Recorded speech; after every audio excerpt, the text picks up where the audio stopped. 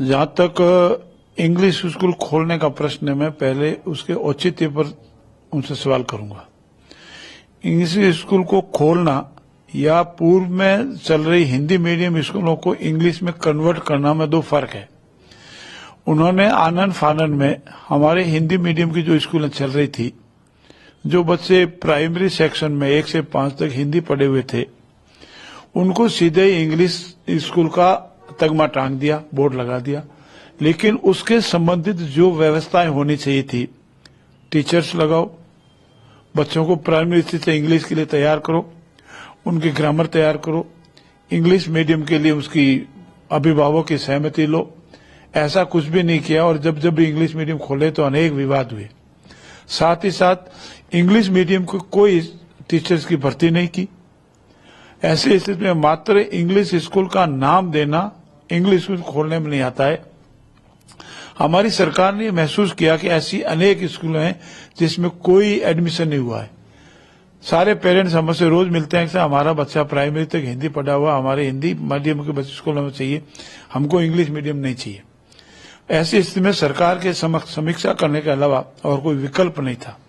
सरकार ने आदरणीय उप मुख्यमंत्री प्रेमचंद जी, डॉक्टर प्रेमचंद जी बैरवा की अध्यक्षता में कमेटी बनाई है। वो इस बात की समीक्षा करेगी कि जितने भी इंग्लिश मीडियम स्कूल खोले हैं वो कितने उपयोगी है, कितने रहने योग्य है, छात्रों के अभिभावकों के कितने हित में है और कितने हित में नहीं है। परंतु कांग्रेस को ये डर है कि उनके द्वारा किए गए गलत निर्णयों की समीक्षा हो जाएगी और वो समीक्षा जनता के बीच में आ जाएगी, इसीलिए वो सवाल उठा रहे हैं। मुद्दों पर एक भी सवाल उठावे। अगर आपकी इंग्लिश खोलना सही है तो डरने की क्या जरूरत है? हमने कोई बंद तो की नहीं है और बंद करेंगे भी नहीं। जो सही है और जो गलत है, जिसमें बच्चों का एडमिशन नहीं है, इंग्लिश टीचर नहीं है, मेयर एक इंग्लिश स्कूल का बोर्ड लगाने से वो इंग्लिश स्कूल नहीं हो जाती है।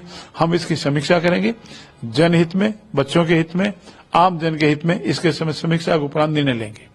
जोगाराम जी, आप संसदीय कार्य मंत्री भी हैं। विधानसभा का सत्र इस माह के अंत में शुरू होने वाला है। विपक्ष लगातार कई मुद्दे उठा रहा है जिसमें घेरने की बात कहता है, चाहे नए जिलों का गठन हो या इंग्लिश स्कूल के लिए जो रिव्यू के लिए कमेटी का गठन हो। आपकी क्या तैयारी है? कौन से बड़े बिल है, कौन से बड़ा काम है जो इस बार बैठक में आप, जो विधानसभा का सत्र आने वाला है, उसमें आप करेंगे? जहां तक बिलों का प्रश्न है, अनेक बिल आने वाले हैं, लेकिन जब तक उस पर नोटिफाइड नहीं हो जाए उसकी विवरण देना तो संभव नहीं होगा।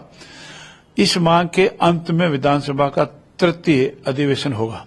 पहले दिन माननीय महामहिम का अभिभाषण होगा, 4-5 दिन उन पर विवाद होगा और उसके बाद सरकार का जवाब होगा। और उसके सप्ताह पर बाद में जब भी केंद्र का बजट आ जाएगा उसके बाद हमारा बजट आएगा। ये हमारी प्रारंभिक तैयारी है।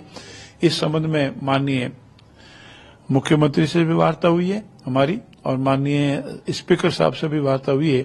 आजकल हम निमंत्रण देने माननीय राज्यपाल महोदय को भी जाएंगे और विधानसभा का सत्र आउट हो जाएगा। अब जहां तक विधानसभा के सत्र में वो हमको घेरने की बात करे, ईंट से ईंट बढ़ जाने की बात करे, ये हमको सबको स्वीकार है। आइए राजस्थान के हित में जो भी सरकार ने निर्णय लिए हैं उस पर सकारात्मक रूप से बहस कीजिए, मुद्दे रखिए, जनता के बीच में आवे। चाहे हमारे बजट की घोषणाएं हो, चाहे हमारा राइजिंग राजस्थान हो, चाहे हमारा रोजगार देने का हमारा संकल्प हो, चाहे हमारा जिलों की पुनर्गठन की या समीक्षा के उपरांत हमारा निर्णय हो, या इंग्लिश मीडियम स्कूल की समीक्षा की संबंध में हमारी कमेटी हो, या हमारी एसआई भर्ती को लेकर को, सभी मुद्दों पे हम तैयार हैं। पर विषय ये है, हा हल्ला न करके तर्क दें, तथ्य रखें और फिर हमारा जवाब सुने, तो जनता को भी पता लगे कि तथ्य क्या है, वास्तविकता क्या है और आरोप प्रत्यारोप क्या है। आरोप प्रत्यारोप लगाने के सिवा कांग्रेस के पास कोई मुद्दा नहीं।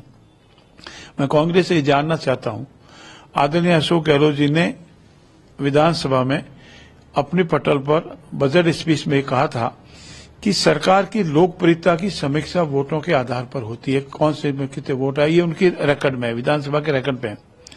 मैं उनसे जानना चाहता हूं, चाहे लोकसभा का चुनाव हो, आपने खूब ढोल बजाए, उसके उपरांत बाई इलेक्शन आए, 7 उपचुनाव हुए, 7 में से 3 उपचुनावों में कांग्रेस के प्रत्याशी की जमानत जब्त हो जाना, क्या ये समीक्षा करने योग्य है कि नहीं, इससे कभी बात करेंगे? जितने भी हमने जिले की समीक्षा की हमने आपके सामने रखे।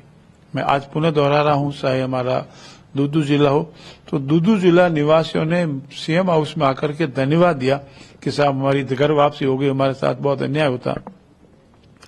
माननीय चाहे रानीवाड़ा क्षेत्र का जनता हो, बागोड़ा क्षेत्र की जनता हो, वो उस वक्त भी ऐतराज किया था, धरना दिया था, बीनमाल क्षेत्र की जनता ने। तो जब उस क्षेत्र में सांचौर में जो सम्मिलित हो रहे हैं वो जनता ही ऐतराज कर रही है, तो फिर इसकी समीक्षा तो होनी चाहिए थी। समीक्षा के उपरांत एक तहसील का जिला नहीं होता है। मैंने आपको पीसी में बताया कि जिले गठन करने के क्या क्या मापदंड है, उन मापदंडों को अनदेखा किया है।